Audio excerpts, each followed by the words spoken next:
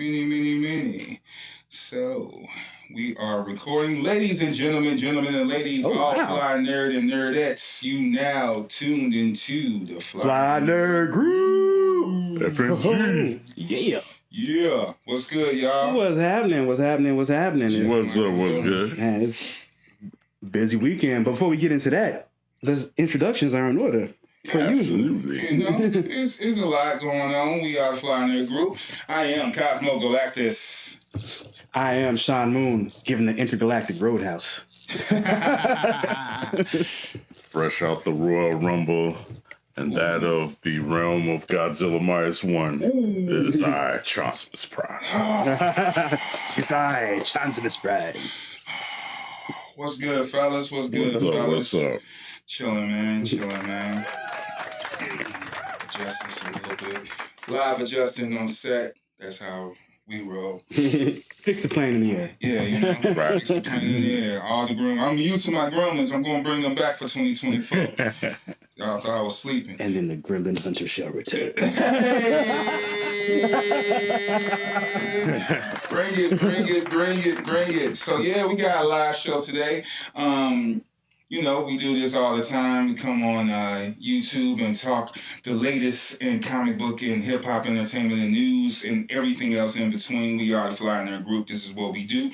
You catch us here on YouTube, and also you can catch us on Spotify, Southside Radio Live, WFNG, Fly Nerd Radio. And also flynerdgroup.com. Yep. Also on Facebook and the Fly Nerd Group page. We are very active and pumping in there. Yeah.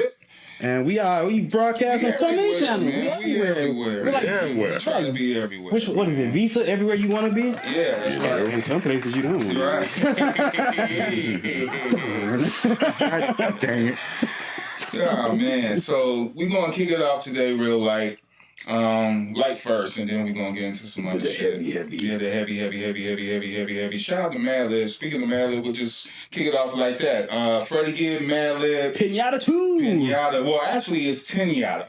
Okay. It's the 10-year anniversary of Tenyata. Oh. So they're doing a tour, and they're hitting up all states, and they bringing the band Micheals Affair with them. If you're not familiar. Solid hit already. Solid hit already. If you're not familiar. Sign me up. If you're not familiar with Micheals Affair, they did a dope album with Black Thought called Glorious Game. But check out their Wu-Tang album. They Wu-Tang covers a something nice. What? No news. It's all instrumental, but it's them doing the whole the 30. I didn't know that. They just in there jamming it out jazz style. So imagine Into the 36 Chambers done like jazz funk. Like RZA Beats done jazz funk style. Okay, it's dope. Chauncey heard it. Yeah. There you go. Snap your fingers. Hey, all you hip cats. And one more thing I want to point out with that too, you gotta listen to a rendition of Shimmy Shimmy Yeah. Yeah. And they have like the kids chorus. They have kids doing shimmy shimmy yeah, shimmy yeah, shimmy yeah. Really? Yeah. It's wild. That's dope. Okay, all right. Well, y'all put me up. Look at this. Look at this, man. So yeah, they're on tour, so check them out. What else we got touring wise? Andre 3000. Andre 3000 tour. Whoa. With 3K. Piccolo Extravaganza.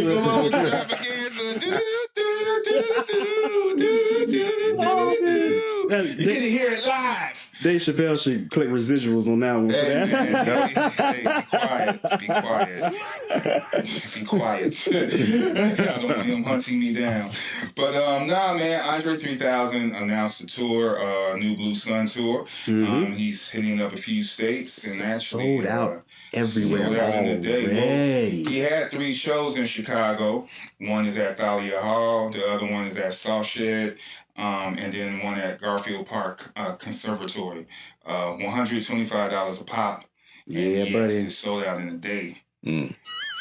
So, man, I mean, well, he bringing in the money, you know, and he doing this independent work. He got a band with him, so he's going to do this album, And I don't know, people are divisive, People's like, oh, man, I ain't paying $125 to hear no flutes. You're not his audience. Yeah. You're not his audience. He's taking... Granted, Outkast was definitely global and they was definitely known across the world, but Andre 3000 has officially entered the world music stage as an artist. That's true. So sorry, everyone who's a MC fan of his, he don't need our dollars to be successful. He doesn't. Sad.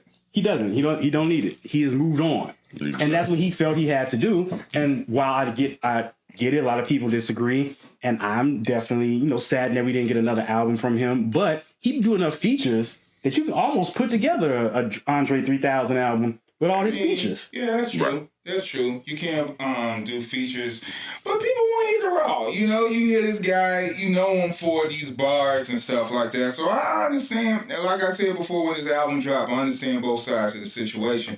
I understand the process of evolution as an artist, and I understand how people want that same old thing, So nonetheless, I'm going to try to check this out, and I'll give you full coverage of what's going on because I'm interested. I wonder if someone going to heckle like, "Yo, what's the boss, man? Hey, man, right? B.O.B. right now to the exit, to the exit. Oh man, to the exit." So, how did Cos get banned from the Saw shit? Well, what happened was. That's what happened. He wanted bars and then he got put behind bars. Oh man. So now moving forward, Cat I always pay attention to sometimes, man. He's funny as fuck, man. Marc Ribillet. I love the dude. Yeah, dude. He's funny, but he's unabashedly himself. Yeah. Like he is like, this is me. This is what you're getting. Yeah. Rock with her or not, I'm about to do crazy. You don't like these beats though. I like when you get into it, man, because his neck be going. Yeah. I like when you be rhyming and stuff. You get this real aggressive voice and be like, all right, dude, like it be simple shit like Haley needs a dog. Yeah. You're like, oh my gosh, you turn the whole anthem to this little girl with a dog. I went to get smart. Yeah. Now he got a dope one. He said, I'm late. Fuck that shit. I'm late. Hey, boss, I'm gonna be late. What you gonna do, bitch? I'm late. It's like hard. Yeah. It's hard the way he put it together. So now he was in Chicago a couple of weeks ago. Unfortunately, I didn't get a chance to see this because it was during that cold. Yeah, he spent an hour in that cold. That's good for him. That's good. Yeah, I mean, but I couldn't do it. Nah, I wasn't on that. I love you, Marc, but that was a bad day. Yeah. So he came out to Chicago. He rocked for an hour. It was cool. I followed him, so I seen it. I was like, oh, that look familiar. Oh, that's the crib. Too bad. I ain't going out there, brother. Should have told you a different week. But yeah, he was here, so that was cool. So moving on, speaking about Chicago, we could talk. Well, I put this on the list. Y'all probably don't know, but previous industries. This is pretty much a group formed by one of the alumni of Acrobats, Open Mike Eagle. Yes. Open Mike Eagle. He's pretty dope, man. Cali Freestyle Fellowship affiliated as well. And he formed Swim team too, right? Huh? Isn't he one of the swim team MCs too? From that little LA collective? Maybe so, yeah. They did a couple of them like freestyle joints. And I think he mentioned Hellfire's Club too. Mm-hmm. That's a really dope name. I wish I would have thought of that earlier. But that's a really dope name. But he's part of all this stuff. You probably seen him in with certain comedians. What's that dude's name? Eric, he's hung out with Eric Andre before. Eric Andre, but the other guy, Hannibal Buress. Yeah, Hannibal Buress. Yes. You know what I mean? And he do little stuff here and there. He recently did a podcast with Questlove. He got a podcast out as well. Check that out. So he's formed this group called Previous Industries. It's him, Video Dave, and another. I love that name, by the way. Video Dave. I'm very upset. I never called myself Video Shine. It burns to my core. He was a cameraman, so I know. It kind of worked. It did work, but I just thought it was so cool. Yeah, same here. Camera, video cast. See, it works. Yeah. It works. And another member, still Riff Napalm. Riff Napalm is one of the Acrobat alumni. It's one of my homies, man. If y'all ever heard Acrobats back in the day, you already know Cosmo Galactus, Riff Napalm, and Acrobats here Century 21. But now Century 21 is over, so we had to move on. So, flying their group, and they got Previous Industries. They got an album, not an album, but it's a little single on Merger Records, 12-inch. So, cop that. Not 12-inch, but single, 7-inch. So, cop that if you haven't. So, we doing hip hop news, man. It's been a minute since we talked about hip hop. It has been a minute. I got a whole list for y'all since we staying on Chicago too. Coming. Actually, I want to say February 10th is going to be a dope show. I heard Thrown by Water. Our Chicago artist Vic Spencer from Freddie. What's her name? Dang. Freddie farted. That last Vic album was dope. Yeah. I really dug it. And congrats to Vic on the Amsterdam. Stuff. And you're right. He did the Amsterdam move as well. So congrats to that.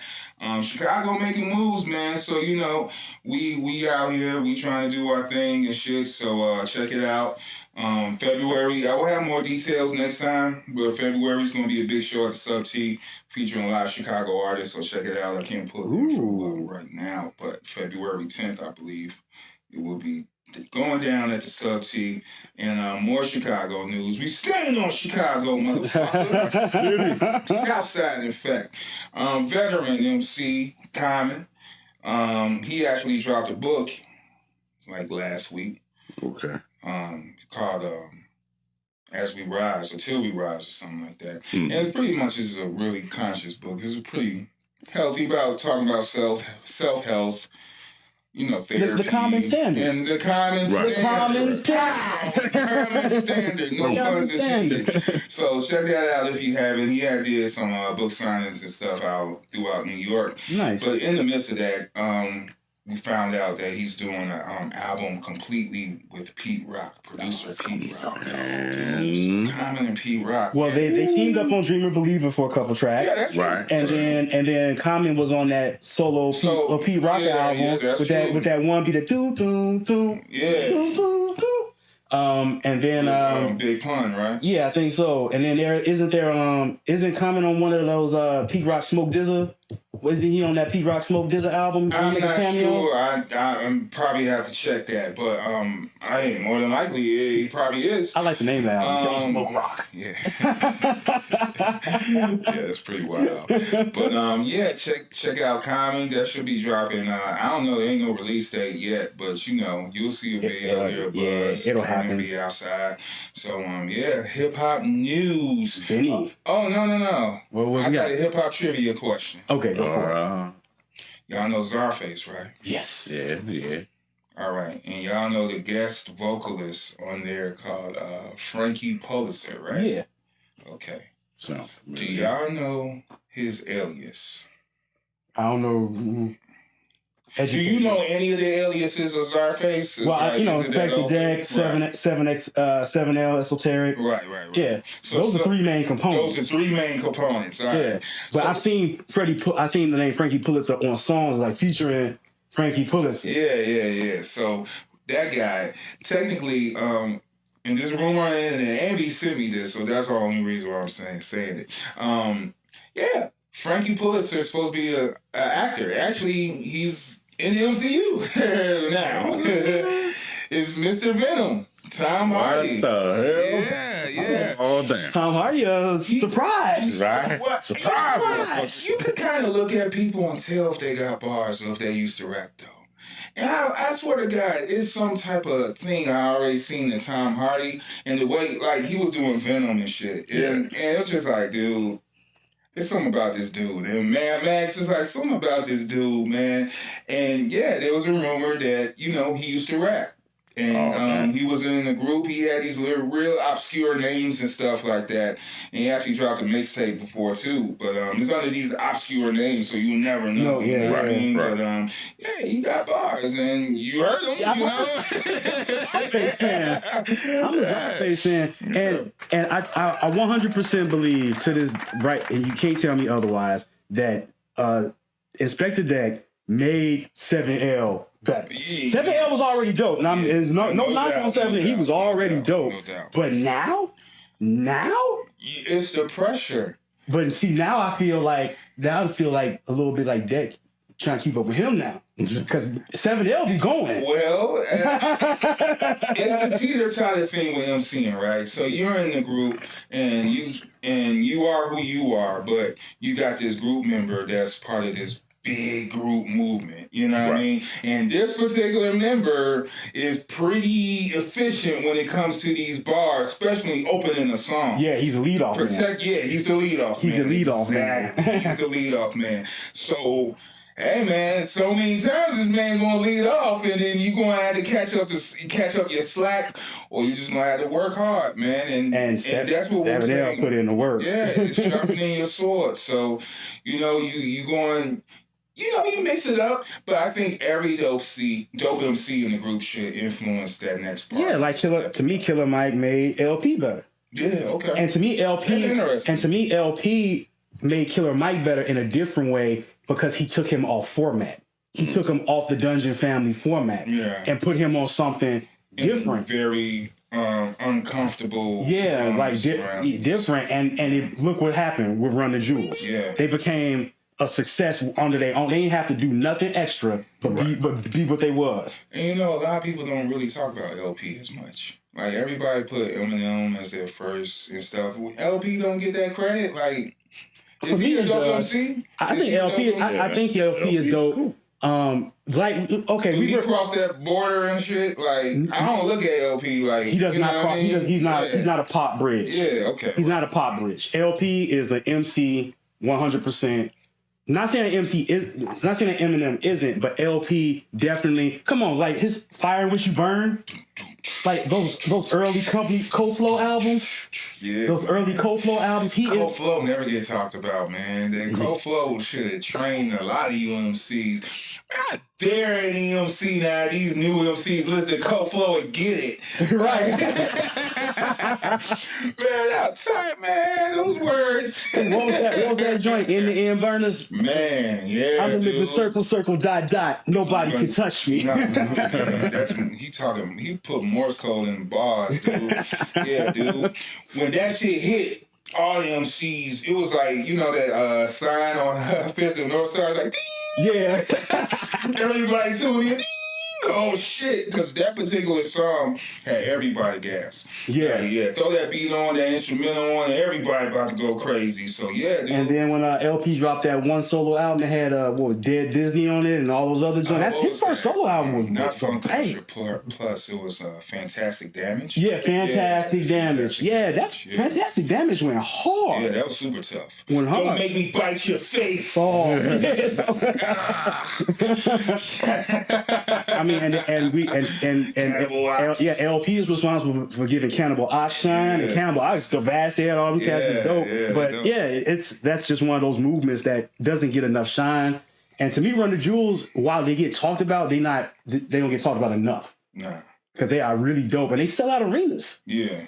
Yeah. Like, and they not major. They ain't on your radio or getting videos played. They just do what they do. They do what they do, and they got a core audience to cater to, and that gives them the ability to do what they do continuously. Yeah, they have a super diverse audience, like a super diverse audience. Yeah, like coming from all walks of life. Right. So check out Czarface. Check out Run the Jewels if you haven't. If you're under some rocks, smoking them rocks. If don't smoke rocks. If they're not moon rocks, they're fucking with them. Yeah, ain't moon rocks. So moving forward, what else on the list? Oh yeah, so everybody can go.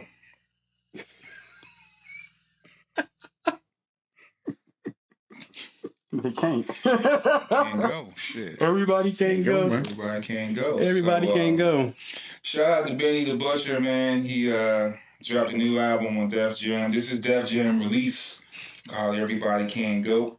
And I think it was like 10, 12 tracks. Something like that. Yeah. I never. It's hard to not because I love Benny. Yes. And no disrespect to anyone. Yeah, no disrespect to anyone, but this is it's a mid. Yeah, it's a mid. I listened to the album and it was okay. You know what I mean? Production, I think I know production. I heard some Alchemist on there. You know what I mean? The Alchemist on there and Hit Boy. And I think, me personally, I when I listen to Hit Boy music, I always feel like something is missing. And I don't know what it is. Is it the lack of heavy bass? Maybe. Is it the lack of heavy bass? It's pretty airy and not even filtered heavy. It's like really dense, airy. Well, because I think the reason it works with Nas is because Nas fills that empty space. Right. Because Nas is just one of those MCs that people automatically, if the beat is at least good, Nas will manage with it. It's the bad beats he don't manage with. Right. But if the beat is at least good, so I don't think Hit Boy is a whack producer. I didn't say that. I know he didn't. But I also don't think he is the tier that is. He ain't there yet for me either. Okay. You know what I mean? Like he's not bad. And there are some really dope beats he's made. Yeah. You know his catalog has some surefire bangers. Yeah. But just like you said, I want some bass in some of these things. Yeah, it's just I don't feel it. And I don't feel it. But also sometimes his beats, when they're not Nas, these other MCs just don't fit. And that's what it is. Some of these MCs don't fit. And it just make the songs just like, okay, man. Yeah. And it's nothing like really stick to the ribs for me. And I don't take this away from Benny at all. You know what I mean? Because Benny come through with the bars thoroughly. Yes. He always come through the bars, and he always delivers with his music and his content. But it was just, I didn't like just to put togetherness of the production, man. I think the production was kind of weak. And I also felt lack of love. I don't want to say weak and nothing. Watch my words. Yeah. Just lackluster a little bit. And I also felt the sequence, the order the tracks were in, right. it didn't flow. Okay. It didn't flow. You know how like you listen to some albums from the intro to the end, you can just tell this was carefully plotted. Like the plugs I met. Like the plugs I met. Exactly. Carefully plotted from second one to second last. Yeah. And not saying I don't want the plugs I met. No, I don't. I don't want to. Yeah. It's just you gotta move on. Dope albums that I really will put on the pedestal. Not only is it dope, it's complete. Yeah, it's complete. It's complete. It's complete. Because there's lots of dope albums out there that aren't complete. But Plugs I Met is dope and complete. Solid work. Like I can listen to it track 1 to track end. Just let it play. I don't need to skip. Yeah, just let it play. Exactly. Just let it play. With this, I don't get that. Yeah. Like I went back to like a song here, song there. Yeah, same here. But it was like nothing really stood out. I didn't add nothing to a personal playlist. Nah. Like I ain't picked nothing off. Like, ooh, I want to hear this in rotation with this. You know. So, It is what it is. Everybody can't go, so I guess we ain't going. Right. Shit, fuck it. Well, I'll sit back here. Shit, bust it off. Yeah, man. So, it off. But no disrespect, jokes are jokes. But shout out, Benny's still dope, and don't take this. Y'all listen to him. Y'all be the judge. Yeah. Since we're talking about music and listening to it and giving it a shot and everything, it's very important that you guys, please. Buy your physical copies. Yes. Buy your physicals. Absolutely. Buy your physicals, because even though we talking about these albums and stuff, they could pull these albums off their library, off the digital database, and then you have nothing. You know what I mean? You have nothing to check out. Just heard that Best Buy is shutting down the physical department in their stores. Yeah, because they operate at a loss with it. It's taking up floor space. It's not selling like it used to. Right. And as a retailer, you got to cut your losses. Cut your losses, trim your fat. It's like, why will I have a CD section when I'm only selling a couple CDs a week? Right. Like as a national chain, that's not good. That's not good business. Right. And then like kind of like too is also a thing of the change of the times, since we're in the era of things going digital and then also stuff that involves streaming. All that is taking precedence as now, especially like say on the movie side, you don't have as much Blu-rays as you do, and just like with the music stuff, Blu-rays have become extinct because everybody is so reliant on streaming services. can't really go through any real movie conversation without mentioning like Netflix, Amazon, Hulu, etc. And then it's like, when it comes to like various films or movie properties who have like, special anniversaries or whatever like that. Like, what was that last year? It was the 50th anniversary of The Exorcist. This year is the 50th anniversary of Texas Chainsaw. And then like next year is supposed to be the 50th anniversary of Jaws. But here's the thing though. It's like now with physical media getting like extinct like it is, whatever like that, you got your Jaws heads out there who probably looking forward to getting like that 50th anniversary piece, even though there's like 20, 30 other renditions of it on Blu-ray as is. But it's like, what they gonna do about a 50th anniversary version if they don't have a physical of it? You know what I mean? And then it's like you have like various companies, say for example, like Shout Factory, who look for like the most obscure like media in terms of like old school horror or old school sci-fi or whatever like that.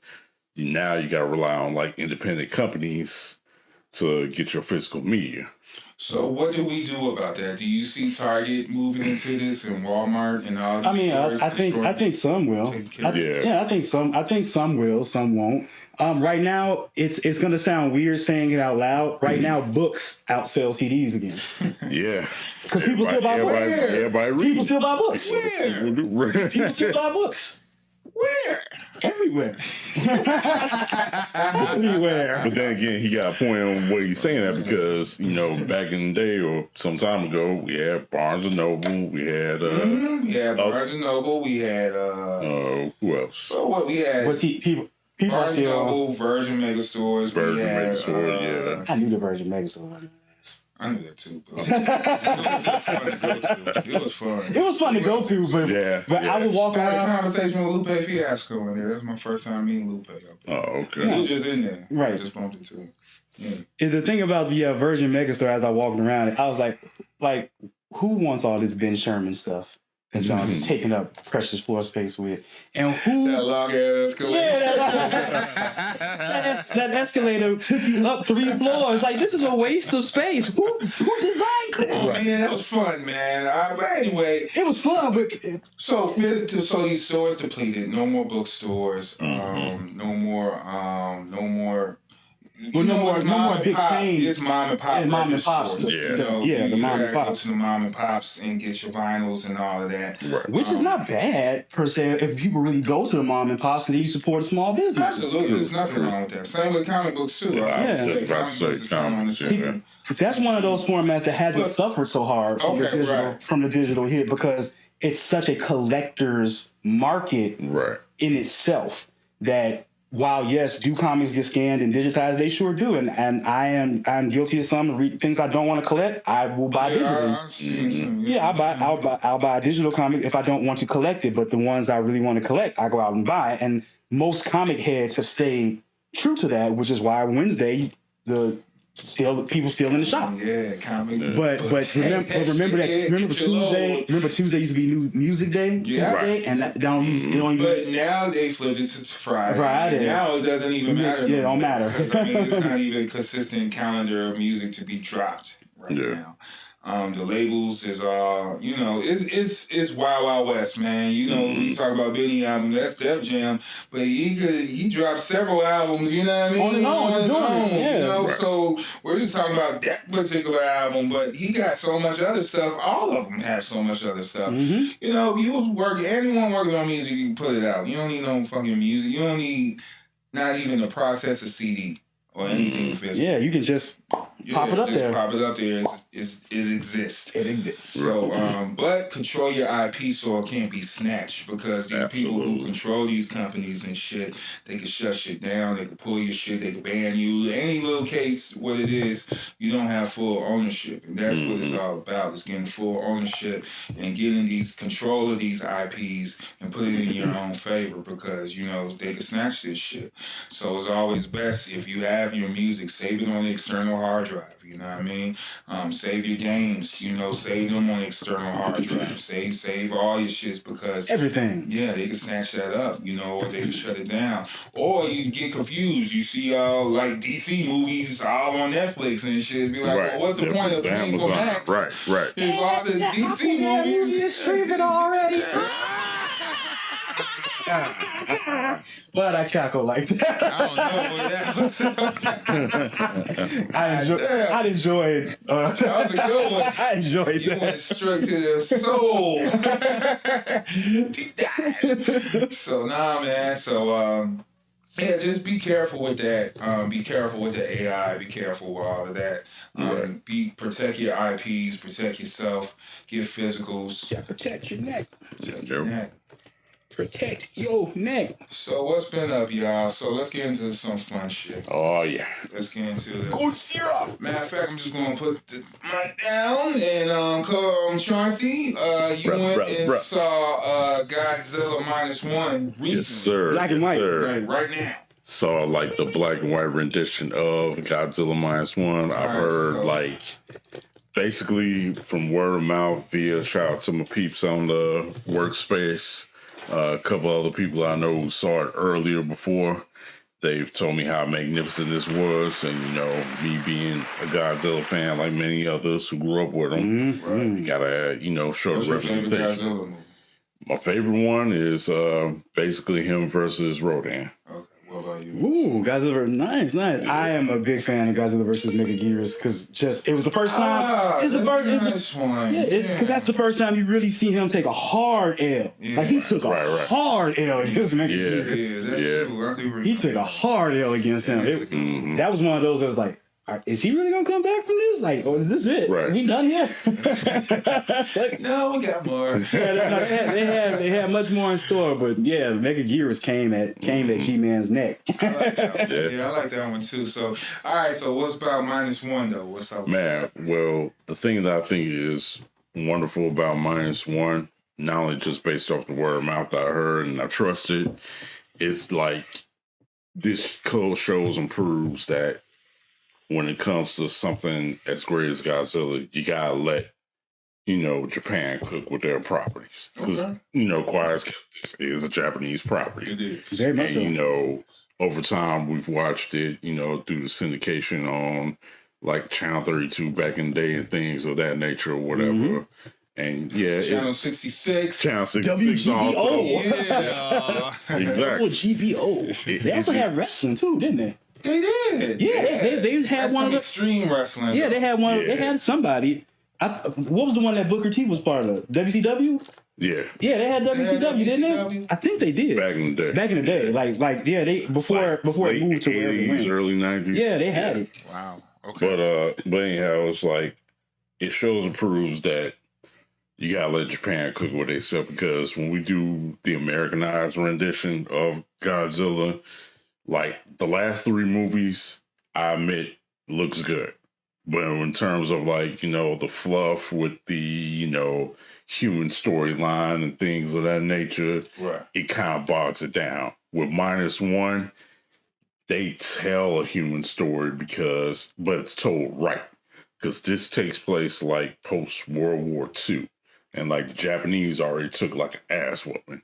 So in addition to taking this ass whooping, you got to deal with this great big monster that's just wreaking havoc across Japan.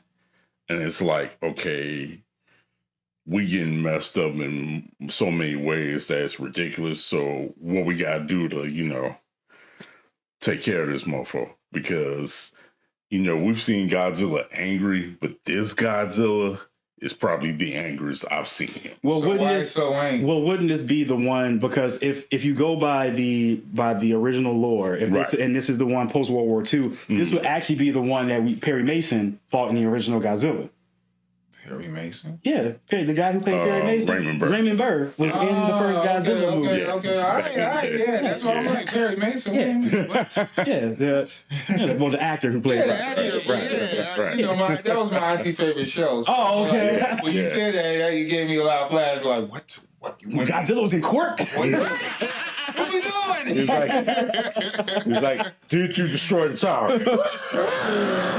But Jumped the judge. yeah,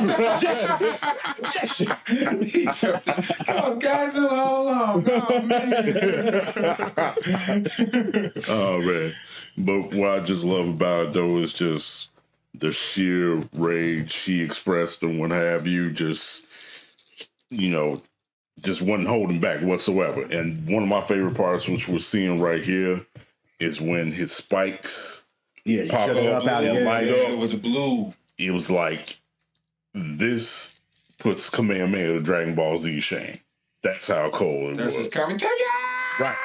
That's how cold it was. And then just to see it like in black and white, because as a fan of, not only cinema, but photography as well, I gravitate to black and white like it's nobody's business, because there's like a timelessness look to it.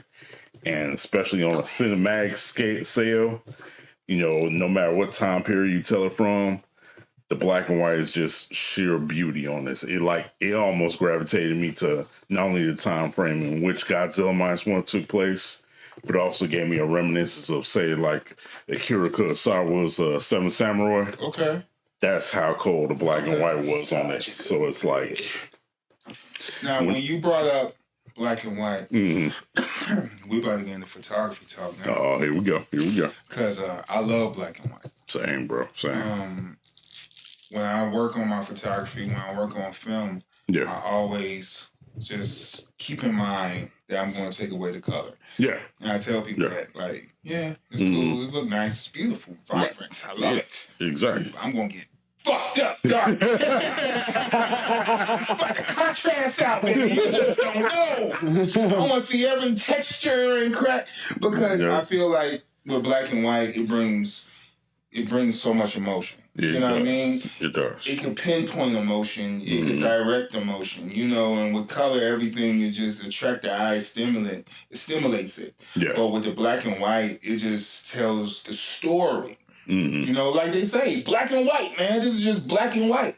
That's what it is, and it just tells the story. Right. So you don't need the color to, enhance it. It ain't always got pop every time. Nah, it don't need a pop. I think I like color more for advertisement and nature photos. Well, that's important. And nature photos. Both is important. You want the vibrant nature. Yeah. You know what I mean? Green grass, the colors of the flowers, and the whole get up and everything. Right. Yeah, color makes sense like that. You walk through a whole grass field and you see all these lilies and shit full of color. You want your model to walk through that. You want your subject to go through there so you can capture all that beautifulness. Don't get me wrong. Right. Like I said, black and white just tells the story. Yes, it does. And then, not to veer off too much, when you think of other black and white cinema, you got like Spielberg's Schindler's List. Yeah. You got color was red. Spike Lee's very first joint. She's Gotta Have It. That was filmed on black and white. Clerks. Clerks. The first Clerks. That was another one. So it's like, hey, you can't go wrong with black and white. And shit, Sin City was black and white. Yeah. They just had those moments of highlights. Like the book, but that's how the comic was. So. Yeah, the only thing ever yellow is that yellow bastard. Oh my God, what a guy. Look at you. You can't even hold that. Right. So dude, you stink. You stink bad. You smell bad. So, man. Black and white is dope. If y'all visual artists, I always encourage to strip that color sometimes and get to the core of it. But Godzilla -1, so sorry to deter from that. Right. I just want to get the black and white speech. No, it's all good. But back to the movie. So, how long is this movie? This movie is about 2 hours, but I mean the way it's paced and it's set up and everything. Once you get immersed into it, it don't feel like 2 hours like that. Okay. And I mean, again, if you were like nicely, and is again, subtitled. Yeah, there is subtitles, and it's like if you could watch a kung fu movie and subtitles and such, you can go through this because there's always your folks is like, I don't feel like reading. I was like, well, you don't really like movies like that. Right, exactly. You know what I mean? But it's like, Close your eyes, man. Just like that. close your eyes, damn it. Damn. So yeah. So all right. So yeah, I haven't checked this out yet. I definitely want to see it. I don't know what's my problem. So yeah, it is. And by the way, it is in limited release. So I'd say give it about maybe another week or two before this, goes away. But definitely, if you love Godzilla like that, if you appreciate black and white like we do, and you won't be disappointed. I even like the soundtrack. I don't need the soundtrack. I'm waiting for it to be released in 4K so I can have a physical copy of it. Get your physicals. Get your physicals. And your physicals. Right. Right. Both your physicals. Go to your doctor. Right. Doctor, get checked out, motherfucker. Go to your doctor. Speaking of doctor, I want to shout out Dr. Doom over here. I'm just so many Dooms. Fuck. It's false. Just because he don't got no job, you ain't got to treat him like that. You got to treat him like that. Damn it, Majors. You knocked over his book. It's okay. Maybe he was gonna go to school. Go back. Go back to school. Internet school. No one see you there. Go to internet school. You won't get harassed. That's what I mean, man. Protect yourself. Shit. Shout out to Majors, man. Shout out to Doom, man. Shout out to Mezco. I know I'm doing this early, but this motherfucker raw. This is a masterpiece. This motherfucker Dr. Doom. It's a funnel. No, this is a prop. This is okay. He can't. It's a funnel. This thing is heavy. Yes, it's die-cast metal. Jeez. Yeah. Pink, pink. Yeah, so the cape is magnets. You could take the nice. cape off, and then you could put his. What is that, Sean? I mean, what's that? The P-36 explosive space module. Yeah. This is one of those Kirby devices. This is one of those. Right. This is definitely a Jack Kirby design. Yes, that's this what is it is. definitely a Jack Kirby design. So you can put this shit on his back, and this light up too. He hit you all the way in. Yeah. Oh wow, they spared no expense. Nah. Cause you be wondering where all this money going to. You're like, where the fuck I'm spending this money on? And then you get the figure and be like, oh, hey, this bitch heavy. Yeah, when you put it in my hand, I was like, jeez. That's a real motherfucking figure. And that was a Mezco? Yeah, this is a Mezco. Wow. This is my first Mezco. See, I'm used to the soft Mezcos with the rubber heads. That's what I don't like. Yeah, I don't like those really. So when the ones that Robot Chicken use. Right. Like I said, Pharaoh had this and he put it on display on his IG and I asked him questions about it. But he didn't tell me this motherfucker was metal. I felt like Arsenio Hall on that Chappelle skit. Like, why don't you tell me how good the cheese was? So, yeah, this thing is all metal. This lights up. I don't feel like lighting it up. Oh, that's cool. But the hood is movable. Damn. You see that? All cloth tunic. These things are detachable, but I glued it on because this is just how he is. He come with 2 belts, stylish. Here's his bag of accessories. Jeez. Jeez, Doom. I put this on him too. Get a little Dr. Strangey there. A little magic burst here, a lightning burst. Right, he got his own little man. Here you go. Check him out. Got a little lightning burst. Oh. Yeah, lightning working out there. Get his Palpatine on. Yeah. Oh, and the masks are removable. Oh, so nice. You get this, you get Scarface Doom. None shall dwell on the visage of Doom. I should have shown his face. Yeah, that's not very Doom of you. It's so not Doom. But you got other masks. You got the modern mask and then the angry metal mask, which I find funny as fuck. Like, how you get the angry metal mask? Like, how you get expressive with it? That shit's hilarious. You got the snarl. Yeah. So get that, and then you get the modern mask, right? Which I like too. That's why I got that Kang out when I'm going to do that shooting. I'm going to kill you, Victor. I'm going to kill you too, Kang. Nice. Right. Oh, Roadhouse. So yeah, I'm jumping ship here, but yeah, shout out to Mezco. That Dr. Doom is sick. Yeah, I love it, man. It's a masterpiece. It's a Fly Nerd masterpiece. I definitely, all you collectors out there, If you want Doom in your collection. There'll be big trouble if you use those equations. Marvel Legends are Doom bots. Oh, they're Doom bots. Even Supreme Doom? Yeah, Doom bots. You don't know who's the real Doom. You guys have been demoted. That guy's a Doom now. Look, Kang, they wait a minute. They're like, wait. Hold up. And he's like, pink slip. You just show up, zap all y'all. Oh, y'all. Right. His no. device. I don't even know what that is. The Kirby. It's a Kirby device. So man, shout out to that. So this is cool. This is nice. That's nice. You brought up Roadhouse. Yes, I did. Because they're doing a remake of Roadhouse, and I just can't help myself. This trailer dropped. All I could think of was Peter Griffin. That's all I could think of. The entire trailer is this dude Roadhouse. Roadhouse. Yo, man. That's because that's one of my favorite Family Guy episodes in general. Yeah. And now that they which I never in my imagination thought Roadhouse would get a remake. No, me either. Some movies you leave alone. Yeah, right? and I kind of feel Patrick Swayze movies because how iconic they were in the era. You just don't touch them. Don't touch them. It's like Ghost, Dirty Dancing, all those movies. Red Dawn. Yeah, Swayze was the man for a minute. Absolutely. And he put out a diverse group of movies. Uh-huh. And he was a very multifaceted actor, but Roadhouse was funny because he had on them tight jeans and was kicking the shit out of everybody. And the jeans never tore. No, they did not. What were those jeans made of? Who knows? But then, of course, Family Guy come around. Peter watched Roadhouse one day. He just go Roadhouse crazy. But that's what's in the national consciousness. Yeah. In the national consciousness, it's Roadhouse. Roadhouse.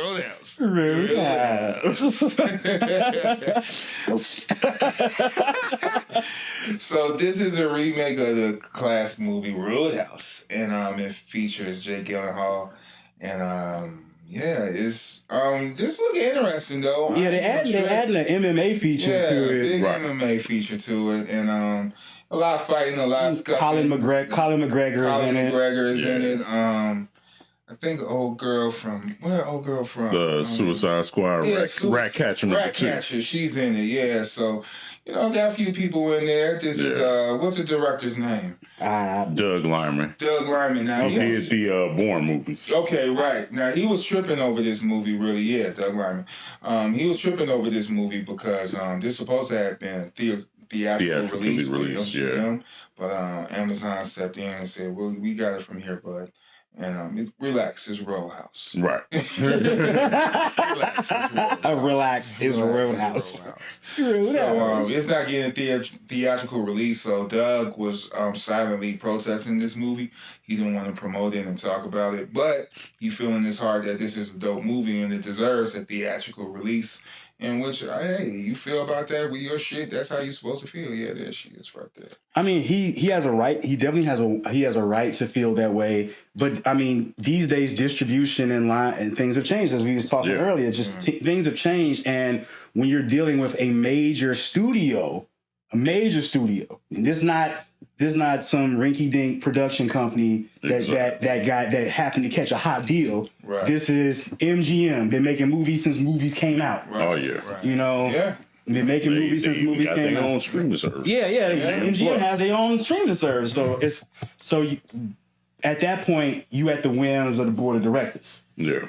End of the day, you at the whims of the board of directors. But every director wants their movie. Yeah. They're good movie to be out. Yeah. That's just and I mean, if Doug Liman has notoriety from the Bourne movies, all you can do at this juncture is hope that this catches fire on streaming, which will just lead more work to your Roadhouse 2. Well, maybe not Roadhouse 2. Strike that from the record. Right. This movie is dope, man. Let's not trip. Roadhouse 2? Nah, I can't. Roadhouse 2? Get out of here. Absolutely not. Think it over. Yeah, I don't want to. Okay, No. Alright. Oh. What if this is franchisable? That's a word, franchisable. No, I'm not disputing the I word. don't- My silence was at the idea. The only problem is with the way Jake Gyllenhaal is, I can't see him doing sequels like that. Yeah, he's a weirdo. Yeah, he is. Yeah, Him and his sister Maggie. Shout out to Maggie. right. She was in Batman. She was. But She took the L in Batman. She was like, "Oh, someone come and save me!" It's a bow. done. Funny as hell. Done. Jokes. Yeah, Is this the Monkey Man trailer? probably so. Yep. So let's get Yeah, into it it. is. Monkey Man. You know, I know this is based on the lore of that, like the Monkey Prince and like Yeah. the whole Eastern culture of the Monkey Prince and the demons that they fought. It's an interesting story. It's been told multiple times. There's an anime on Netflix about it. Yeah. Really? Yeah, there's an anime on Netflix about it. This story is Stand 'em up, Sean. this is just one of those things. No, domino effect. It's because they're all unemployed. The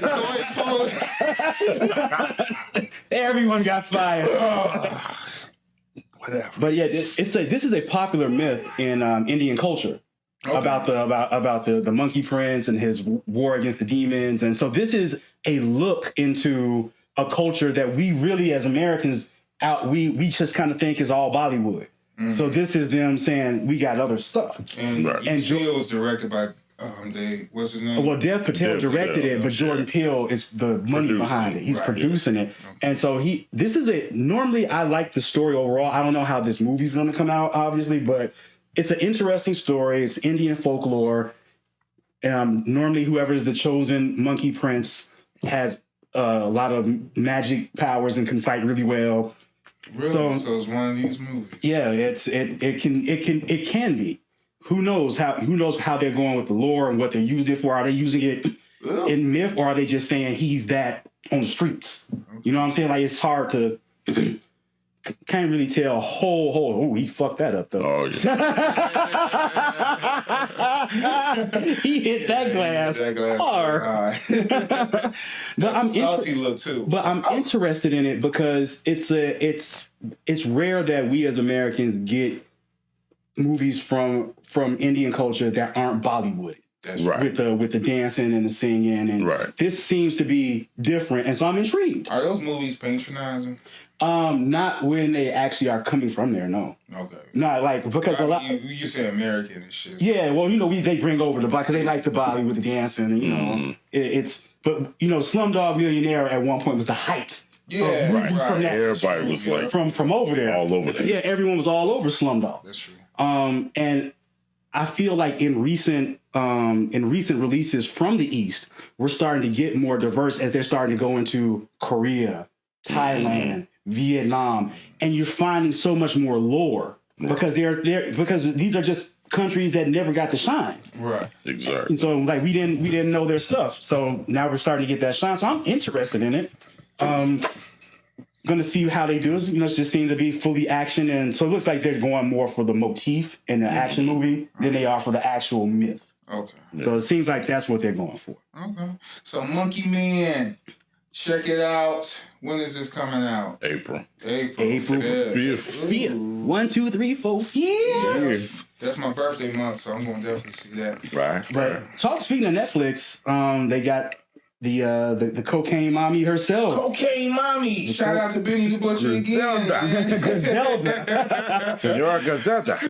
Godzilla. So I finally managed to see the first 2 episodes. Yeah, I saw the first 3. You saw the first 3? Okay, Yeah. I saw the first 2. Yeah. It definitely has the same feel of Narcos. Okay, so that Because it's the same people, director, same director. Yeah, he was catching flack by the Griselda estate as well because they didn't give.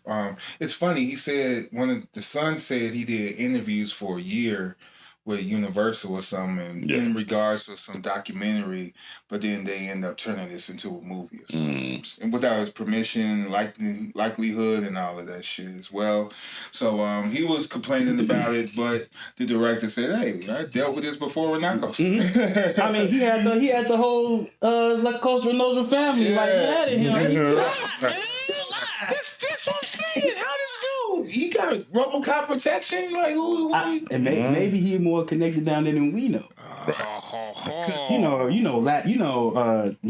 Once you go down there, rules is different, Very much. and how things are run is different. Because Mexico, while they have the federales, the cartels from Mexico. Oh yeah, absolutely. So, stupid. So so I think it's the same sort of rules of this happening. It's whatever, but he's surviving. So well, he's a plug. He plugged. So anyway, he plugged somewhere. So he dropped this movie Griselda on Netflix. It features Sofia, what's her name? Sofia Vergara. Yeah. And they did a lot of makeup on her to make her look similar to Griselda. It's pretty decent. I like it. It was the first episode was pretty rough. You know what I mean? That shootout scene was pretty good. It's violent. It got a story. It's a little fast pacing because I know they so much they could tell. Well, they fast tracked the exodus from Cuba to Miami, right? They fast tracked it. That was super fast. Because what I learned, believe it or not, via Drunk History when they did Griselda. Oh yeah. Shout out to Maya Rudolph who played Griselda. History. Remember, there was all the stuff across the seas before they even came over here. Remember, because her husband jilted her for the money, all that stuff. So there's almost a whole movie before she even gets stateside. But she didn't get stateside. So that's how I was going to see how was they going to tell the story. Gotcha. Was it going to be pre or when she land or whatever it's going to be. So it's a little bit mixed. They do have some backstory in there later. Oh yeah, they flashback. Yeah. Now third episode they got a little bit more into. Oh, they okay. Yeah, cool. because you see the real reason why she came. Okay. See, I'm on episode 2. Yeah, so good, right. You get the real reason on episode 3 why she came back to the States and shit. So and it's dark. It's deep and dark too. It's like, okay, all right. And she is the inventor of the motorcycle drive-by. Yes, she is the inventor of a lot of drive-by.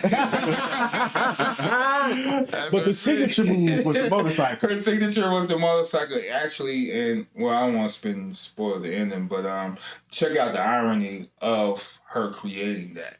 So drug cartel is just like Narcos. Only seen the third episodes, but it's pretty dope. Pretty story based as well. And I got 3 more to go to give you the final verdict, but it's Fly Nerd certified. Okay, right now. I'm with it. I like it.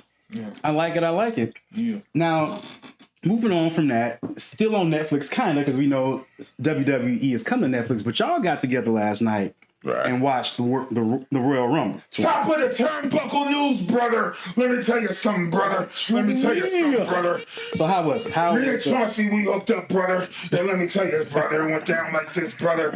We said our prayers. We took our vitamins, brother. We took a 6-pack. And to the head, brother. All the way to the head, brother. And let me tell you something, brother. I can't keep up. So many brothers. It was good, brother. It was a good time, brother. Oh, hell yeah. So what was the hell yeah. If you had a good time, can I get a hell yeah? Hell yeah. All right. So what was the highlight? Tell me the highlights of the Royal Rumble. We linked up, man. Me and Chauncey check out the Royal Rumble 2024, man. It was a good turnout. It was decent. I think for me personally, Royal Rumbles is one of my favorite.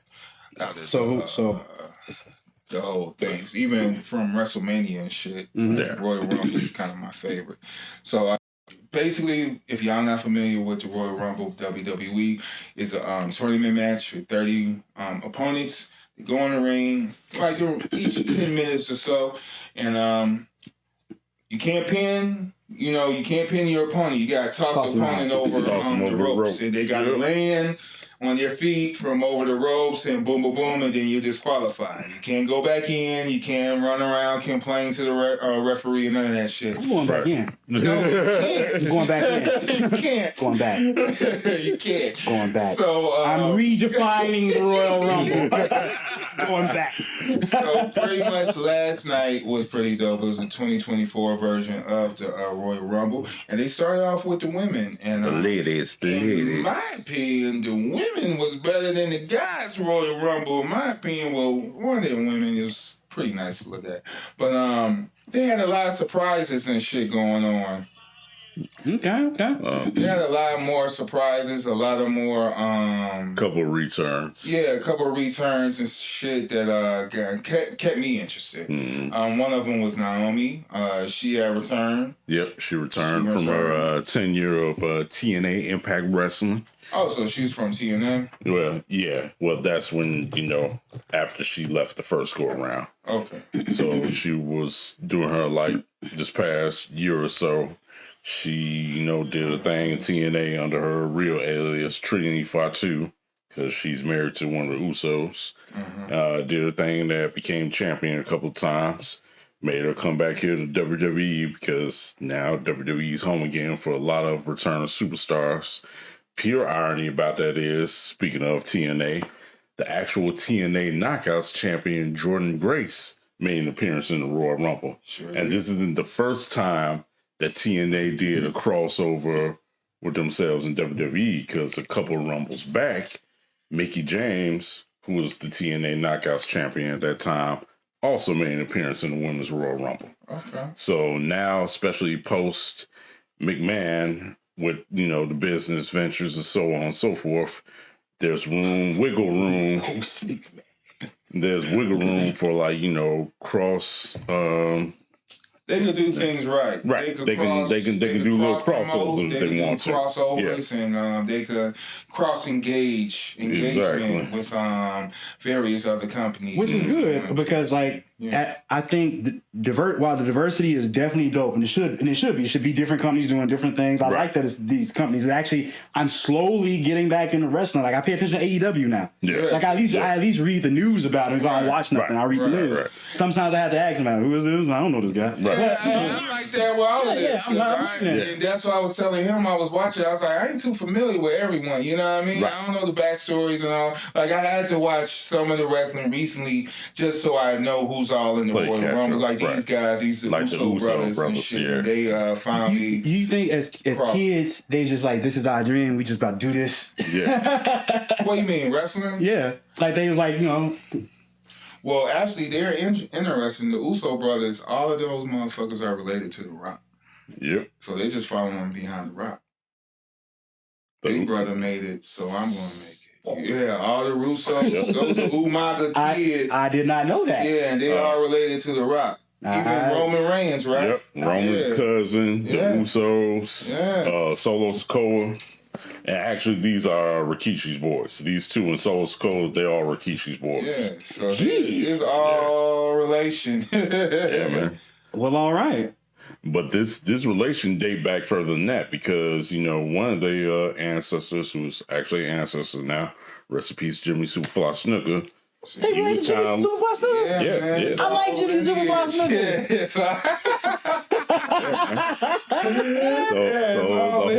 The whole Samoan family lineage is big in wrestling. I see. Yeah. But to kind of get back on the Rumble side with the ladies, debut happened last night that was most anticipated. Jade Cargill. Jade. That mask is amazing. Oh yeah, that's Andrade, and I get on him. That's who? Who is his name? Andrade. Andrade. Okay. Yeah, he's actually the real life husband of Charlotte Flair. Really? Yep.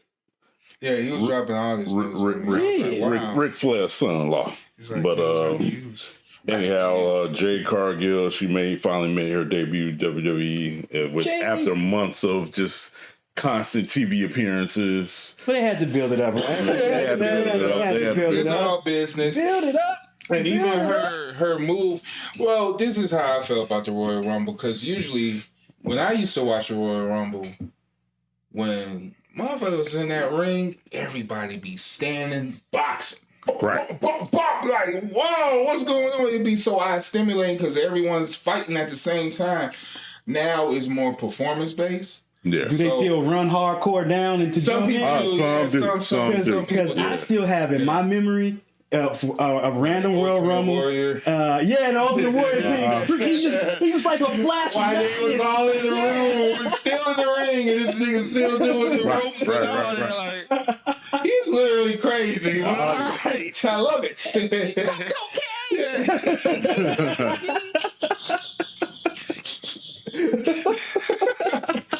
So chilled out, man. So, this is more performance based. So it's more of like, all right, let's say you're entering, right? And everyone's wrestling. Oh, it's all good. Fuck that shit. So yeah, everyone wrestling and shit, and then you come in and now you got to showcase your skill set, right? Right. So now it's your turn to take out the opponent. You talk to somebody, do your signature move or whatever your fancy stuff is. You got to come out with it. Yeah, come out with your shit, But everybody on the sideline just like waiting for the performance to end, and then they might engage back into to their wrestling moment. Okay, it's more performance based. That's one thing I disliked about it, because I was saying like, why everybody sitting the fuck down? Like everybody tired at the same time, but it was more of performance of the new wrestler. The dramatic element. Yeah, dramatic. So Jade Cargill, she definitely she was a scene still on there. Yeah. Not in terms of how she looked, of course. Yeah, of course. But no shoulders. nah, she did some damage in her debut. She body slammed one of the big girls up in there, Miss Nia Jax. Yeah, Nia Jax. More than once, too. More than once. And she lived up with ease, too. Smile. Right. Shit, all right. So, she came through. She did her thing. And, you got to showcase the big dog. So, Nia was talking that big shit. And Nia was tossing bodies. Yeah. She got her ass up. Please, get your big ass. She said, get your big ass up. I like how y'all just laying there, laying down. That's what I'm saying. Everyone laying down. I'm like, why everyone laying down? Like them slams wasn't that hard. Yeah, that's what I'm saying. So I didn't like that at all, because it became just performance. But you see, she tossed her out. Boom, boom, and then She hit the ground. Yeah. So this was the big deal. This was the big issue. Everybody was waiting on. Part I cracked up on. Yeah. She looking like, what you laughing at? You next. So that was entertaining. Actually, Bailey ended up. Yeah, she ended up winning for the ladies. But who cares? Yeah. Bailey ended up winning. You watch it. Right.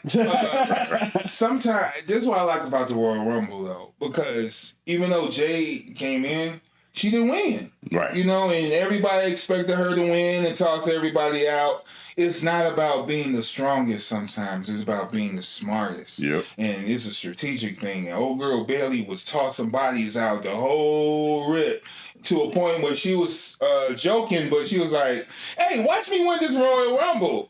I think she was fucking around joking, but she ended up doing it and shit. And it was really brilliant just to see just like how this person out-thunk everybody, rather than, the big muscle. Oh, she gonna win and she gonna beat up everybody. Pow, pow, pow. Nah, she gotta have some strategic. Well, and also given how much drama is involved in the WWE acting scenes, that Jade Cargill taking this loss is probably part of a larger Jade Cargill storyline that's about to track throughout the year, either leading to her championship or leading to her going for the championship, losing, and then next year. Right. You know how they do sometimes. Exactly. That's how they got built up. The Rock was built up like that. Exactly. The Rock was built up. And plus, it's the road to WrestleMania as well. Yeah, so, it's the kickoff to whatever storylines and shit that's going to spread from there. And then this kicks off for the rest of the year. So whatever your goal is, good luck with it. So we moved on to, what was the Fatal 4-Way? Yeah, Fatal 4-Way. You had Roman Reigns having to defend his Universal title against the likes of Randy Orton, AJ Styles, and LA Knight. Randy Orton. He came back from sabbatical. And he's Randy, man. He was born into that shit. You know what I mean? So, it's kind of hard. I don't expect anyone to born into that, have that in their blood to ever do anything different. Right. So. And were any of the Von Erich kids around? There's two of them that's still active. Kevin's kid, Kevin Von Erich's kids wrestle. They wrestle for a different company. I want to say it's... Are they AEW? I want to say it's either AEW or MLW. Cause I plan on watching that Von Erich movie when it come out. Yeah, I'm gonna watch that too. I'm gonna watch that. Absolutely. They look so much like them. Yeah, they do. Like when they put homie from The Bear, when they curled his hair and put it, that was his real hair. He just had them style it down. Right. And I was like, damn, he looked like Carrie. Yeah. Like That's shit. Dope. That's dope. I just want to see the the claw. So yeah, man. So Fatal 4-Way. Who won that? Roman Reigns. Yeah, Roman still They got the set that belt. shit Of up. course I don't like that. Yeah. I don't like Isn't it that always set up? Right. These motherfuckers be holding the title for too long, man. You gotta let that shit go. So who should be who should be? Well, what title does Roman have? The Universal? That's the Universal, and Seth, there's so many Seth belts. Rollins has the And that's World another thing too. Heavyweight Everyone title. have a belt. It was like, damn, dude, and I'm going for the championship. Like, nigga, you got 3 belts on you. Yeah, I'm the Intercontinental. I'm the Bodega USA, champion. I'm the Bodega I'm champion. the U.S. I'm the Streetwise. I wrestled at every bodega from Flatbush to Queens. Oh shit. The Bodega Bandit. Bodega man. Bodega champ, man. Fuck that. So it was a lot of let's see what's happening. Okay, so there was a lot of just chaos with that. Yeah. A lot of chaos. But then we get to the male Royal Rumble. Mm. Oh wait, we forgot one thing, man. R-Truth, man. R-Truth. R-Truth is man. That nigga funny as What did he If you want hilarity, Yeah, R-Truth is your hilarity when it comes to WWE. Why this fool call himself running down into the Women's Royal Rumble, thinking that he was about to, Just in the compete. Royal Rumble. He was like, this Royal Rumble. It took Nia Jax to throw him out. Yeah. Too. It's and then the manager was like, "This is the Women's Royal Rumble. What are you doing?" He was like, "Where everybody at?" I was like, "This is the women." So he's playing the dummy. playing the Right, The dummy, the NF guy. So, he come in on the men Royal Rumble, he turned into a tag match. He thinking it's a tag man. Yeah, he reaching out for a tag and shit. It's like, yo, dude. And Dominic Mysterio actually tagged him. Yeah, he actually got tagged. I was like, oh, wow. Okay, I kind of like that as a gag. That was because that was kind of like, as a gag. that was very entertaining. Well, and That was kinda it's like that kind of like a bit of self-deprecating humor, Right. which you don't get from the WWE. Right. Like you don't get anyone who is willing to set ego aside to play this comedic role of a clown, kind of. Yeah, but he's owning it. He's making it his brand. Oh yeah. And I like that. I like sure. that. That's dope. So, Yeah. So other than that, it was toss him, bang him, shoot him. CM Punk and Cody Rhodes Were the last two. And that was interesting. Yeah. Cody and Cody ended up bringing us in Steve Rogers because all it took was CM Punk to verbally insult him and involve his father Dusty. Rest in peace, Dusty Rhodes. Right. He was like, "I didn't come back to WWE to lose to Dusty's kid." Next thing you know, Cody when Steve Rogers was like, What you say, Punk? It talks his ass out like Rodimus Prime's kid on Calvatron. Right. Talk shit about my pops. right. Gotta take him out of here. So that was pretty entertaining because I was like, see, that's the moment there. Yeah. That's where you fucked up. That's where you fucked up and found out, Phil. Yeah, you found out real swift. So, Phil.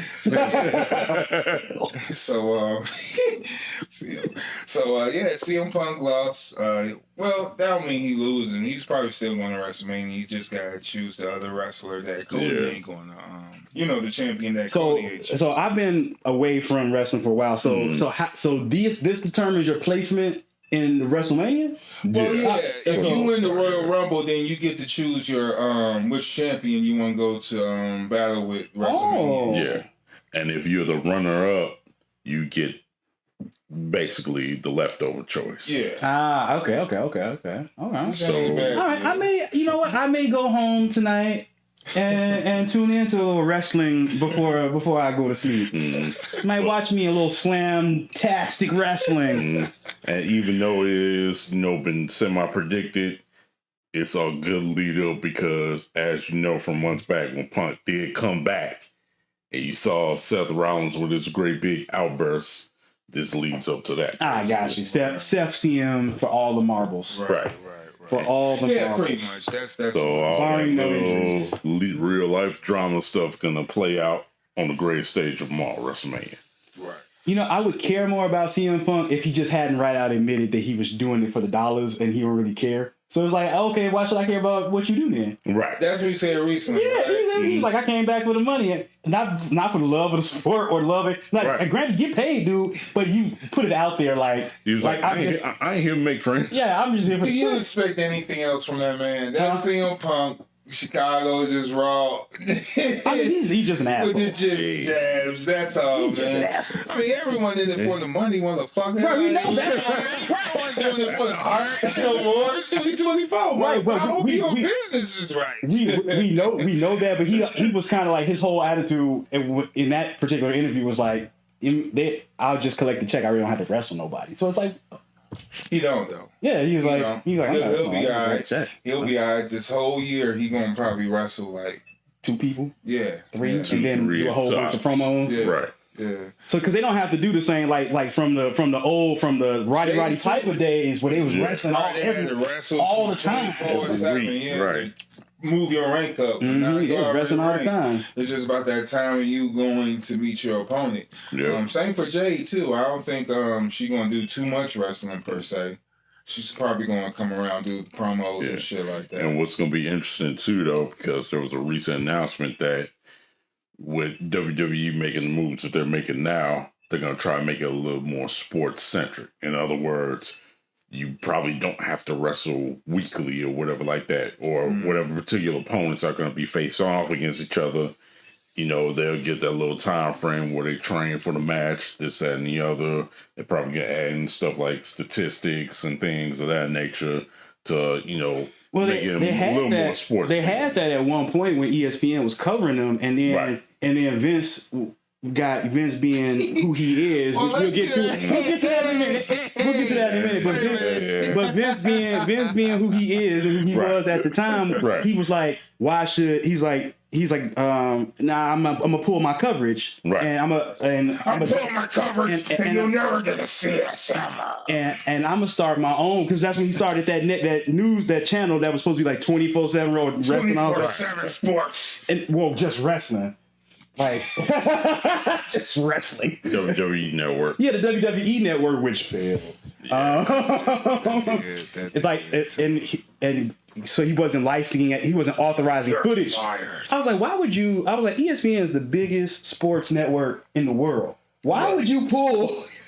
Like, because that was bringing people in. Just think, Exactly. it was people who probably never really watched wrestling. They in the middle looking at their hockey highlights. Oh, it took it. So, Yeah, right. NFL highlights. Then they do wrestling highlights in there. And because it's part of your show now, you're like, oh, well, I'm not gonna turn away. This is interesting. Yeah. And they was getting new fans. And then Vince was like, well, if ESPN can do it, I can do it too. I can do it. I'll show you what a full court press. I'll show you. And I would go to him and say, what makes you think you can do what the NFL can't do? You saw what happened with XFL there. Twice. Yeah. The XFL failed twice. That's a lesson. That's a lesson. So we ain't going to talk about the WBF, Yeah. What was that? World Bodybuilding Federation. He tried to do in the early 90s. Yeah. It was just right. You know, it was a whole like the poses. Yeah, that's it. Right. Oh, that was gonna fail. Fuck out of here. But speaking of Vince McMahon, Oh, Lord. Vince McMahon. Vincent dude. What Kennedy the fuck? McMahon. damn, The fuck, man. What the McDamn. fuck, bro? Let's just say with Jim Ross. Now used- let me. All right. Well, go ahead. No, I was just going to say, just like what Jim Ross used to say a lot on Raw, when he referred to Mr. McMahon, Satan himself. After what we heard, Jim Ross wasn't Jim wrong. Ross wasn't lying. Shout out to Stone Cold Steve Austin too. 'Cause Exactly. From the get-go, he told you to fuck this dude. Exactly. He always made it his effort to whoop his ass every time he had a chance to. Oh, shit. Man, that's Stone a good Cold one. fact. Yeah, that's a fact, man. That's the bottom line. And that's the bottom line. Right. So yeah, man. So Vince McMahon, these accusations of him doing some fucked up shit, man. He wild, Really man. Just fucked up. attitude era wild shit, man. Cause now he had Texas and stuff. Now let me ask y'all this. Okay. Now he's accused of doing all this sexual miscreant stuff with this young lady. She was an intern. She was a worker for the company. Yeah. A worker, but she's working for WWF, and she was promised the whole dreams and things of this career, money, this type of job. Here's your right. money, and this, that, and the third. So she kind of along with. I don't want to accuse, you know what I'm saying? No, but, I get you. It's kind of like go with the flow kind of thing, right? And, this became to advances with him and to advances with other professionals, other CEOs and rich. Yeah, he was doing that thing. Yeah, he was doing that thing. That freak party shit. So, but what if, I'm just saying this hypothetically, what if the other person was down for the party? I mean, if there is anyone has the right at any point to say no. Say no, absolutely. Right? Any point. So it could have been a case of they was down to start, at first, and then they stopped liking what was happening. She was promised money, $3 million, paid $1 million, and then stopped payments, and then all of this. Yeah. Take it to the court or whatever. You breach your contract. Yeah. You know what I mean? Or your agreement. It seems like originally she was going to keep it quiet as long as he paid up, because it's rough on all sides, but even rougher for the victim to have to go to court and relay all this again. Right. But against this big because corporation. I kind of get the route that she went with it, because she was like, if I can keep my name out of the press, get this money, this is for my pain and suffering, I'll enhance my life, because because you know what he did. Right. So he made the promise, he reneged, and she had to sit with it probably for a little bit and be like, am I going to come forward at this juncture? Given that it was a bit of a quid pro quo as well with the money. I still don't think she's overall in the wrong. She definitely didn't do herself any favors taking money early, but who are we to tell her what her payment is? I was just asking the question what both parties was actually on the situation. I mean, if she could have been originally down and then changed how she felt about it, or maybe something happened outside the parameters of what was agreed on. She just never spoke on it. We don't know. We don't know. But the fact is, it's not just her. And there's sex trafficking involved. Yeah, because now when you're doing this from state to state, wrestlers travel. You go to New York here, you could just do this in New Jersey, and that's still considered trafficking. Right. Yeah, you take them across the bridge, it's trafficking. That's trafficking. So, especially if you take them without consent. That's trafficking. Right. That's wild. Yeah, so I mean, it's a lot's coming out. I'm sure more as this story breaks. Brock Lesnar called us straight from it. Yeah, he called us straight from it because he was in the party and partying with Vince. It's all a messy situation. As we said on WFNG, as we said right here. Protect your neck, brother. Let me tell you something, brother. As we said right here in this studio, just don't be a dick. Don't be a dick, brother. Stop touching these people. They don't want you to touch them. Don't touch them. That's some wild text. You know how vivid he could be, man. Yeah. And he was sending her some wild shit. I don't even want to repeat the show on my show. But it was wild. I'll just say this much on that, based off what we've heard collectively. If y'all are familiar with the movie A Serbian Film, basically that's what kind of went down most of the time in this situation. That's bad. So that's bad. Well, yeah, that is bad. The Serbian, like that correlation, that's bad. Yeah, that's bad. That's a dark moment. So yeah, man. Vince, you dick. TKO is the mother company of all of that. Speaking of which, The Rock actually got chairman of this company, TKO. And I guess that's what he was talking about, like a couple of weeks back. Yeah, when he came on SmackDown. Head of the table type thing. Yeah, head of the table. So I sit at the head of the table. and everybody thought he was talking about some wrestling shit, but nah, he was talking about business. So Right. Rock stood on business. So not only he got the chairman of TKO, he actually got the rights of his name, The Rock. Trademark. Yeah, The right. trademark, The Rock. So now we can call him The Rock. He can answer, he can do the eyebrows, do whatever the fuck he wants to now. You don't have to call him Dwayne Johnson, you call him The Rock, and yeah, that's pretty dope. And that's why I say about controlling your IP and owning your creation. And he went through that shit. He put WWE in that place. Hopefully, I don't think he was a clean cut dude. He wasn't on that wild shit. No, you know what I mean? So Yeah, you know, I think if he's one of the very few that I think if he had done anything, it would have been definitely out now because now he got the chairman there, and he said, well, they all say that Vince McMahon has no controlling authority or anything within the company. Oh yeah, no, he's fully out. Yeah, he's done. out. And I didn't know, Done. I read that thing about. I didn't know that Shane had tried to warn people about. Shane McMahon tried to warn people about his dad. Yeah, well, he would know offhand. Right. Yeah, I'm just saying he was trying to tell people like, hey, and I didn't know that the reason he was away from it for so long was because of all that. That's the turmoil thing. I didn't know that either. And then it also kind of explains why Stephanie bowed out when she did. Yeah. Because she bowed out recently, like a couple years back, on any form of WWE operation. Like, if Triple H was to come and do something, of course, she'll come by, be by her side or whatever like that. Right, but as far as her actual operations, yeah, she stepped away from it. I was wondering, like, I was curious, because I was like, as I've been more exposed to wrestling via working with y'all, and I'm getting back into the wrestling, I was like, well, wait, his kid and his daughter, when he had two kids involved, what happened to him? What happened to that? Because I'm so detached from it, I didn't know that they had actually, that Shane was going over 10 years now? Yeah. And the daughter has been going, what, 4 or 5? About 3 or 4. 3 or 4? Okay. Yeah. I didn't know that some of it was literally them having problems with Vince, because I don't know the drama. I'm just now finding out. I didn't know. You never know all the backdoor drama. And that's what I was trying to say earlier. These millionaires, these rich folks, they all got this shit going on where they was getting busy and they was doing some wild shit. So we all don't know what's going on behind the doors, behind none of these motherfuckers. And all that shit's coming up from Diddy on, from what Cat Williams said to this shit.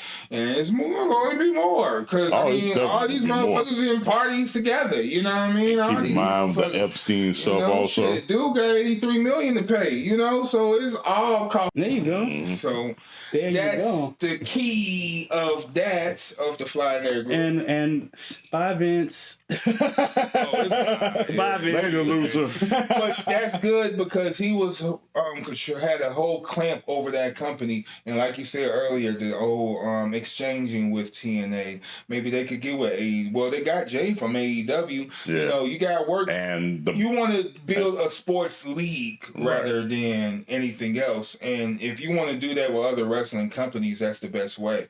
WWE will be like the NBA, NFL, of all. Yeah. And then these other sub companies, they do their shine there, and then you go to the big house. I think that's what make everything better. I think wrestling could benefit from the soccer tournament format. Okay, what's that?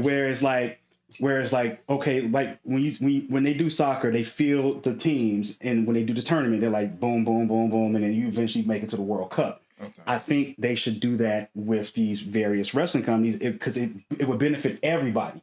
So you set up a structure where you say these are my 4. Here your 4. You have these matches, and then they just keep culminating. They get smaller, bracket until you get like NCAA. Then a little more relatable. But NCAA bracket, and you just have it where eventually all the people who've been eliminated, except for these 2 representatives of whichever companies. Yeah. But whoever, maybe the WWE guy don't make it out. The AEW guy make it, and then the TNA person make it, and then bam. Okay. You got that right there. Because like all these collectives, like you say, WWE, TNA, AEW, then you got to think about the international side. You got New Japan Wrestling. Right, yeah. You got New Japan is wild. Oh, yeah. New Japan is wild. Serious. And you got on the Mexico side, AAA Wrestling. Yeah. You got them. And even like the Lucha tradition. Yeah. Oh, yeah. And even like Europe is blown up between like UK and Ireland. Russia, they blown up. Yep, Russia. Yeah, Russia can't be involved right now. Oh yeah. But then again too, can't forget about like Puerto Rico. Yeah. Puerto Rico's got a nice little wrestling base as well. Yeah. And what I like about New Japan is like that is the occasional sumo guy shows up. Oh yeah. And those guys tough, man. They tough. Very much so. They tough. Like I watched a online competition with a real sumo wrestler. It was 10 people trying to push him down. That's dope. Yeah. Like he just standing there. He just stood, like he got in the stance. He wasn't even pushing back. He was just in stance, and it was like they was all pushing him, and he did not budge. How many pounds do you think he? I think they said his weight was that because he was definitely massive, but he wasn't bloated. So like about 3. I think he was pushing like 280. 280. Like he was like a strong. You couldn't 280. shift that mass though with 12 people. He knows how to plant himself. Yeah, that's what I mean. Yeah, It's he a was solid plant himself. Yeah. Like he was in full stance, like he was squatting. You become an immovable object. Yeah, because that's the basis of sumo is that it's just kind of like boom, boom, boom, boom, boom until you get shift. Shift. E Honda on. Yeah. Slaps. King of slaps. He was the king of slaps. Yeah, man. That was a strong pimp hand. Tekken 8 is out. If y'all ain't up on that, check that out. That is out on all video game platforms. You got, that's where Corey is right now. That's around the neighborhood, Corey Greene. He out there with his ghost of guile. Hanging out with the ghost of guile. Hey, I was waiting for him to be here. I was looking at his live the other day, and he was playing Tekken. And this dude was just schooling his ass, man. And he was getting flat. You know how niggas get mad on the game? All right, stupid controller. You put in the command I wanted. Like, he was flustered. This controller broke anyway. It's like, dude, now if you beat him, you would say, I would have beat you on the broke controller. Like, it wasn't fair. You know how you are, man. Like, come on. So it was hilarious seeing Corey play and finally get it. I was just watching, like, Gal ain't over here. No Gal over here. Ghost of Gal. You can see the ghost of Gal judging him. Nope. This is not Street Fighter. Right, combing his hair. Nope. Comb. Nope. Corey, do you have any gel? Maybe some pomade. Oh God. Or I'll flash kick you. Because you're losing now. I'm going to do my hair. Call me when you're playing Street Fighter. Shit. That's hilarious. So now, shout out to Corey Greene. He'll be here next time. He'll go in depth about his adventures into this tournament and what he's doing. I think we covered the board, guys. Pretty much. I mean, you did Doom, and all I can say about Fall of X right now is just really starting, but it's definitely interesting. I definitely think there's going to be some sort of reset. I don't know if they're going back to the mansion. Go back to the mansion. I don't know if they're going back to the mansion, but you can tell that they are definitely like getting rid of some unnecessary things and trimming some things down. This Orcus thing is out of control, and Mr. Sinister's out of control. He needs to be. I was just gonna ask. I love it. Is this like the most vicious you've seen Sinister? It's the plan is so messed up. It's just so bad. Like what he did is so because he tried to rule the world, failed horribly. Right. But in doing so, he awoke his original self. And the original self is like, all you clones are gonna die, and I'm gonna take over. I'm gonna just wipe all this, but y'all gonna be my puppets while I do this. And now it's a race against the clock because Diamond Head Sinister know it. The original Sinister we know this guy coming. They trying to beat the real Sinister. Beat the clock. Beat the clock and beat Orcus. All at the same time. Damn. All with the team scattered about the multiverse. And Wolverine now about to be embroiled with the Sabretooth shit. Yeah, he's off. Yeah. So he about to be dealing with the Sabretooth stuff. Yeah. There is no right now full team of X-Men. It's like little pockets. Little pockets of resistance. Little pockets of resistance. The ace in their hole is Tony Stark. That's their ace because he's making technology for them. Storm ain't on shit. Storm's still on Mars. She ain't came back. She don't even know what's happening on Earth right now. Well, she don't know this. She don't know what's happening. She don't know the details. She dealing with stuff on Mars. Right.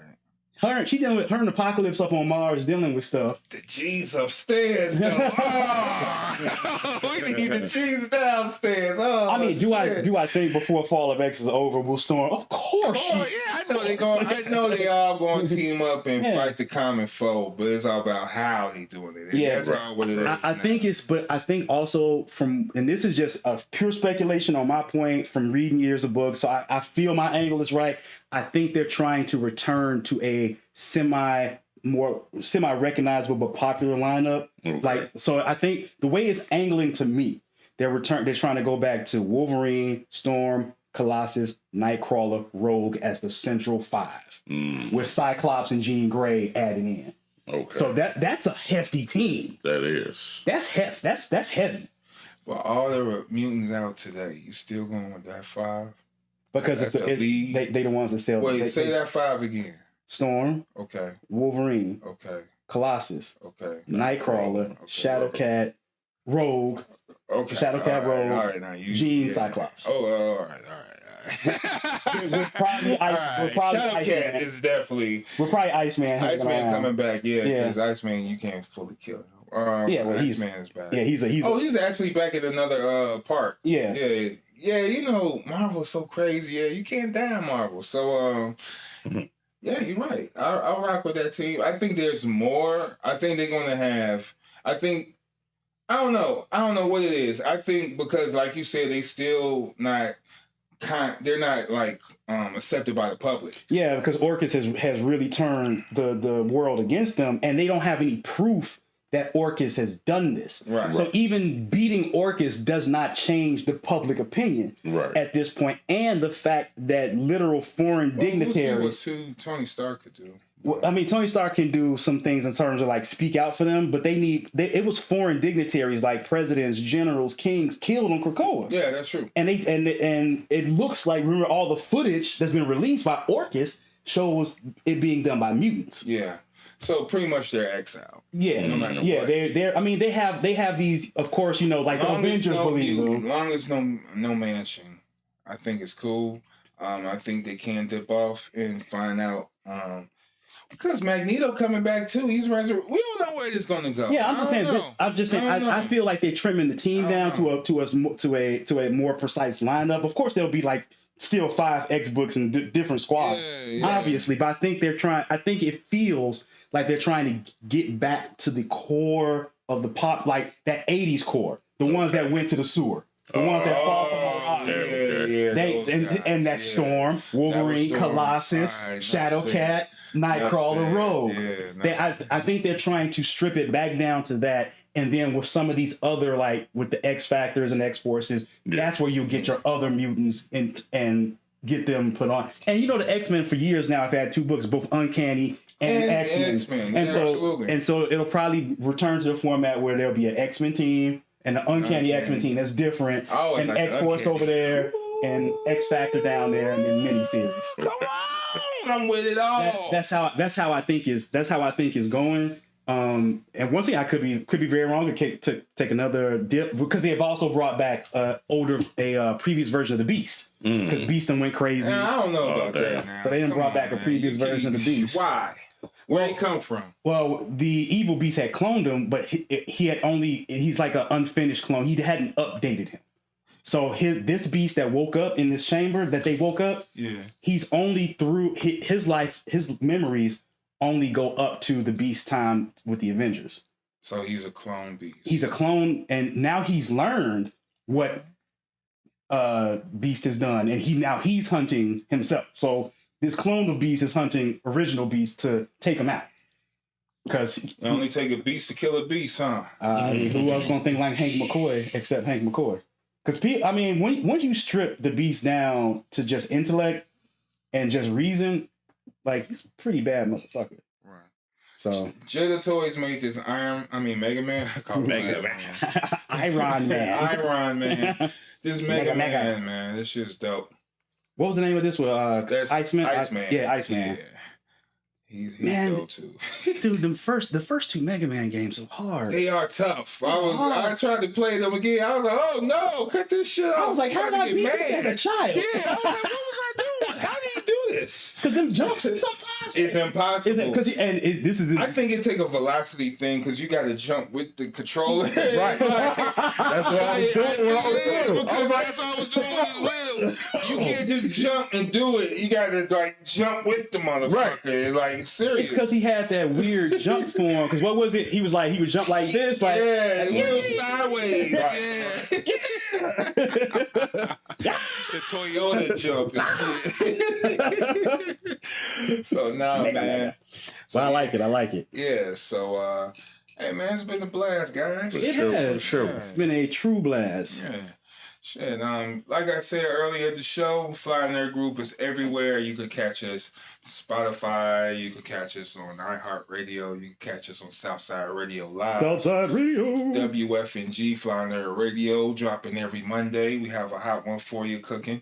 And you can check us out on YouTube every other Wednesday. Every other Wednesday. Fly Nerd Group, YouTube podcast show.